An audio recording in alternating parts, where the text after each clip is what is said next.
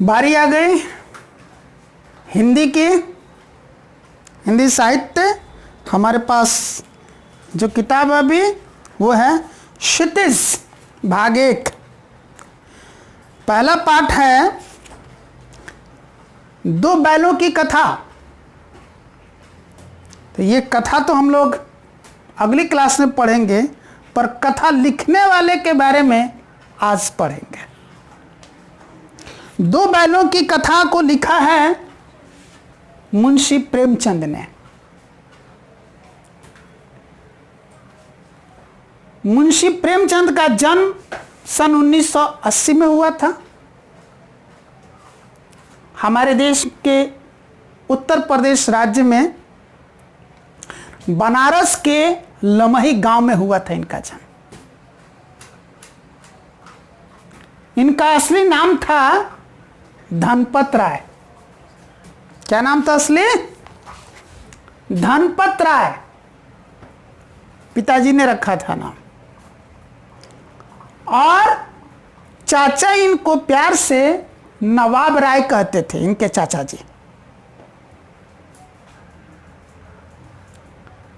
लेकिन बहुत ही कम उम्र में माता पिता का साथ छूट गया। चाचा जी ने इनकी शादी कर दी। परिवार का बोझ इनके ऊपर आ गया। गरीब परिवार से थे, इसलिए रोजी रोटी चलाने के लिए मेरी तरह घूम घूम के ट्यूशन पढ़ाते थे। 12-12 मील दूर पैदल ट्यूशन पढ़ाने के लिए जाते थे, जाड़ा गर्मी बरसात, जब उनके पैर में जूता चप्पल नहीं होता था और हाथ में छाता भी नहीं। और इस तरीके से वो अपने परिवार का भरण पोषण करते थे। लेकिन उनको लिखने का शौक बहुत कम उम्र से था। जब वो 7वीं क्लास में थे तभी से उनको लिखने का शौक था। लिखते थे, पढ़ते थे, नहीं पसंद आता था फाड़ के फेंक देते थे, फिर उसी विषय पर लिखते थे, फिर खुद पढ़ते थे, नहीं पसंद आता फाड़ के फेंकते थे। लिखना पढ़ना नहीं पसंद आना फाड़ कर फेंक देना, ऐसे कई बार करते करते एक ऐसी चीज़ लिख देते थे जो उनको पसंद आती थी और उसको रख लेते थे। और इस तरीके से वो एक लेखक बन गए। मुख्य रूप से वो कहानीकार और उपन्यासकार थे। वो कहानियाँ लिखा करते थे, उपन्यास लिखा करते थे, इसलिए वो कहानीकार और उपन्यासकार थे। उन्होंने एक किताब लिखी थी सोजे वतन। नहीं दिख रहा? कौन सी किताब? सोजे वतन। उस वक्त हमारा देश अंग्रेजों का गुलाम था। यहाँ पर अंग्रेजों का शासन था और उस शासन से सारे लोग त्रस्त थे, दुखी थे। जाहिर सी बात है उन्होंने अंग्रेजी शासन के खिलाफ इस किताब में बातें लिखी थी सोजे वतन में। जब इसकी भनक लगी सरकार को, सरकार ने उनकी प्रेस पर पाबंदी लगा दी, सील कर दिया प्रेस को। और उनकी जितनी किताबें मार्केट में मिली, प्रेस में मिली, उन सब को जब्त कर लिया सरकार ने। सब में आग लगा दिया, जला दिया। और उस वक्त ये किताब लिखा करते थे इसी नाम से, धनपत राय के नाम से। और अंग्रेजी सरकार धनपत राय को खोजने लगी। उसी अंग्रेजी सरकार से बचने के लिए धनपत राय, चूंकि धनपत राय और नवाब राय दोनों नाम मशहूर थे, चाचा जी प्यार से नवाब राय कहते थे और पिताजी धनपत राय नाम रखे थे, तो जाहिर सी बात है दोनों नाम प्रचलित थे। फिर उन्होंने अपनी जगह बदली, अपना नया प्रेस खोला और अपना खुद का नया नाम रख लिया प्रेमचंद। और उसके बाद से मुंशी प्रेमचंद, प्रेमचंद के नाम से लिखने लगे। आज हम उनको प्रेमचंद के नाम से जानते हैं। दुर्भाग्य की बात है कि मात्र 56 साल की उम्र में सन 1936 ईस्वी में उनकी मृत्यु हो गई और साहित्य संसार अधूरा हो गया। उनके बिना सूना सूना हो गया। लेकिन यह भी दुख की बात है कि जब उनकी अंतिम यात्रा निकल रही थी तो उसमें उंगली पर गिने जा सकने वाले बहुत बहुत कम लोग थे। एक मास्टर की शव यात्रा में बहुत कम लोग। खैर, इनकी जीवनी के बारे में आपकी किताब में भी लिखा है, उसको भी मैं आपको पढ़ के सुना देता हूं। इतनी बातें मैंने अपनी तरफ से आपको बताई। इसमें क्या है, प्रेमचंद का जन्म सन 1880 में बनारस के लमही गांव में हुआ था। उनका मूल नाम धनपत राय था। जन्म के बारे में हमने आपको यहाँ पर बताया, और उनका मूल नाम धनपत राय जो पिताजी ने रखा था। प्रेमचंद का बचपन अभाव में बीता और शिक्षा बीए तक की ही हो पाई। गरीब थे, अभाव में जीवन बीता, उसके बावजूद भी बहुत ज़्यादा तो नहीं पढ़ पाए, पर बीए तक की, बैचलर ऑफ आर्ट्स यानी कि ग्रेजुएशन, स्नातक तक की शिक्षा उन्होंने जरूर प्राप्त कर ली।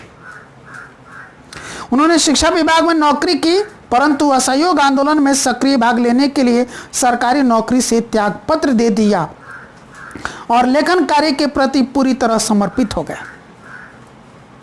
शिक्षा पूरी होने के बाद शिक्षा विभाग में ही उनको सरकारी नौकरी मिल गई।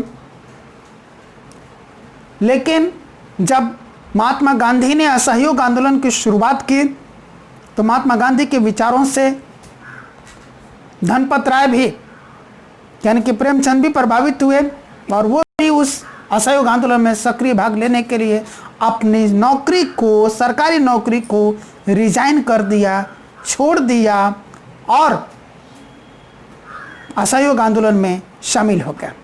लेकिन लिखने का काम और अपने लिखी हुई किताबों को, कहानियों को, उपन्यासों को छापने का काम बदस्तूर जारी रहा। उन्होंने अपना जीवन ही उसके बाद से लिखने के लिए, लेखन कार्य के लिए समर्पित कर दिया।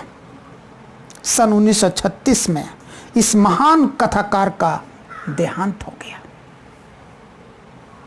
प्रेमचंद की कहानियां मानसरोवर के 8 भागों में संकलित हैं।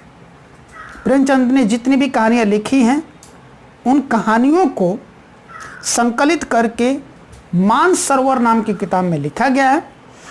मानसरोवर नाम की एक किताब में उनकी सारी कहानियां नहीं अट पाई है, नहीं समा पाई हैं, इसलिए मानसरोवर कुल 8 भागों में छपी है। हर भाग में उनकी बहुत सारी कहानियां हैं, यानी कि उनकी कुछ कहानियां भाग 1 में, कुछ भाग 2 में, कुछ भाग 3, भाग 4, भाग 5, भाग 6, भाग 7 और भाग 8 में बटी हुई है। इतनी सारी कहानियां उन्होंने लिखी थे इस कथाकार ने। इसके अलावा उन्होंने बहुत सारे उपन्यास भी लिखे थे, जिनमें से मुख्य कौन कौन से हैं, सेवा सदन, प्रेमाश्रम, रंगभूमि, कायाकल्प, निर्मला, गबन, कर्मभूमि, गोदान उनके प्रमुख उपन्यास हैं। इनमें से इनके कई उपन्यासों पर फिल्म भी बनी हुई है।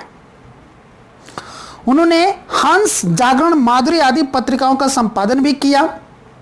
कथा साहित्य के अतिरिक्त प्रेमचंद ने निबंध एवं अन्य प्रकार का गद्य लेखन भी प्रचुर मात्रा में किया।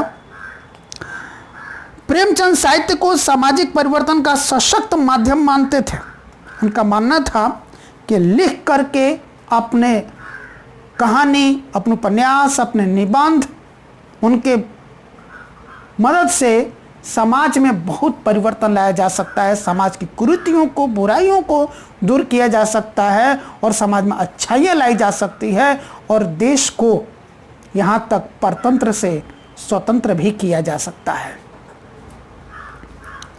उन्होंने जिस गांव और शहर के परिवेश को देखा और जिया, उसका अभिव्यक्ति उनके कथा साहित्य में मिलती है। किसानों और मजदूरों की दयनीय स्थिति, दलितों का शोषण, समाज में स्त्री की दुर्दशा और स्वाधीनता आंदोलन आदि उनकी रचनाओं के मूल विषय हैं। जाहिर सी बात है, उन्होंने अपने गांव में, अपने समाज में, अपने देश में जो कुछ भी देखा, जो कुछ भी अनुभव किया, उन्हीं चीज़ों को उन्होंने अपने इन लेखों में, निबंधों में, कहानियों में, उपन्यासों में जगह दी। प्रेमचंद के कथा साहित्य का संसार बहुत व्यापक है। उसमें मनुष्य ही नहीं पशु पक्षियों को भी अद्भुत आत्मीयता मिली है। बड़ी से बड़ी बात को सरल भाषा में सीधे और संक्षेप में कहना प्रेमचंद के लेखन की प्रमुख विशेषता है। बड़ी से बड़ी बात को कम से कम शब्दों में, सरल से सरल और आसान शब्दों में कह देते थे, लिख देते थे। उनकी भाषा सरल थी, सजीव थी और मुहावरेदार थी। उन्होंने अरबी, फारसी और अंग्रेजी के प्रचलित शब्दों का प्रयोग कुशलतापूर्वक किया है। यानी कि उनके लेख में, उनके निबंध में, उनके कहानी में, उपन्यास में सिर्फ हिंदी के ही शब्द नहीं थे, बल्कि कुछ शब्द उर्दू के भी थे, अरबी के, फारसी के और अंग्रेजी के भी प्रचलित शब्द थे। तो ये थी बातें मुंशी प्रेमचंद के बारे में। जो हमारा जो पहला पाठ है, दो बैलों की कथा, उसके ये उस कथा के कथाकार हैं, लेखक हैं। और जो कथा उन्होंने लिखी है, दो बैलों की कथा, उस कथा के माध्यम से वो क्या बताना चाहते हैं, ये पहले हम कथा पढ़ेंगे अगली क्लास में, उसके बाद बताएंगे। धन्यवाद।